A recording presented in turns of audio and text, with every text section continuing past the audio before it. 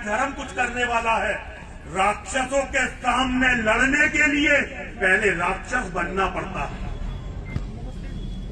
आज ये राक्षस 90 लाख लोगों से डरते हैं और हमें अपना चारा मान के रहते हैं। केवल 90 लाख लोगों से डर जाते हैं, उनके सामने इनका पेशाब निकल जाता है, लेकिन हमें अपना चारा माने हुए हैं। क्यों?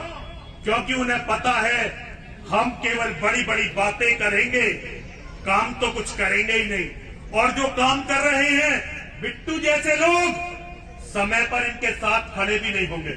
बिट्टू भाई, तुम्हें धोखा तुम्हारे साथियों ने दिया है, तुम्हारे साथियों ने, तुम्हारी विचारधारा ने, जिसने तुम्हें इन राक्षसों के सामने आगे फेंका। मैं आप लोगों से केवल एक बात कहना चाहता हूं, मेरी बात गांठ बांध के रखो।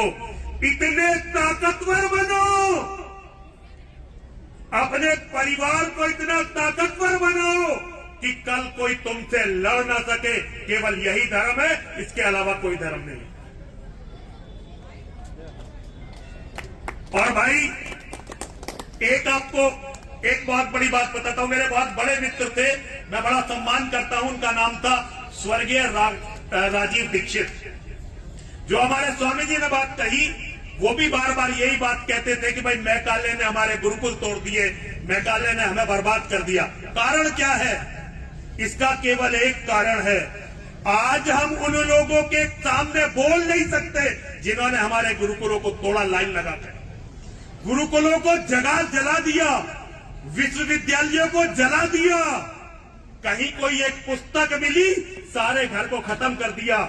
हम उनके खिलाफ बोल नहीं सकते, क्योंकि उनके खिलाफ बोले तो गोली आएगी। अंग्रेज इस देश में है नहीं, इसलिए हम सारा दोष केवल अंग्रेज को थोप देते हैं। लेकिन मैं आपको सत्य बता रहा हूं, मैंने राजीव दीक्षित जी से भी कहा था, मैंने कहा महाराज, तुमने अगर ये झूठा जहर लोगों की नसों में बो दिया तो ये समाज कभी समस्या को समझ नहीं पाएगा। तुम जो समाज के बड़े लोग हो, तुम्हारे बोले हुए झूठ तुम्हारे वंश को खत्म कर देंगे। अंग्रेज ने हमारा एक भी गुरुकुल नहीं जलाया, अंग्रेज ने हमारा एक भी गुरुकुल नहीं तोड़ा, अंग्रेज ने हमारी एक किताब नहीं जलाई। उसका तो सारा दोष जिन्होंने इस देश में कह दिया था कि अरबी फारसी के अलावा कुछ पढ़ते मिले, उनके खिलाफ बोलोगे भी नहीं, उनका जरा सा भी दोस्त नहीं बनाओगे। मुझे जरा बताओ, कौन सा मंदिर है इस देश में जो अंग्रेज ने तोड़ा? मुझे बताओ, कौन सा गुरुकुल है जो अंग्रेज ने जलाया? पहले दुश्मन को पहचानो और दुश्मन से लड़ना शुरू करो। ये बात नहीं है कि शिवानंद जी महाराज नहीं है तो मैं उनकी बुराई करनी शुरू कर दूं, और पंडित क्योंकि वैद्य जी पैसे दे रहे हैं मैं इनके पैरों में झुक जाऊं। ये सन्यासियों के, ये धर्म प्रचारकों के काम नहीं है। धर्म प्रचारक वो है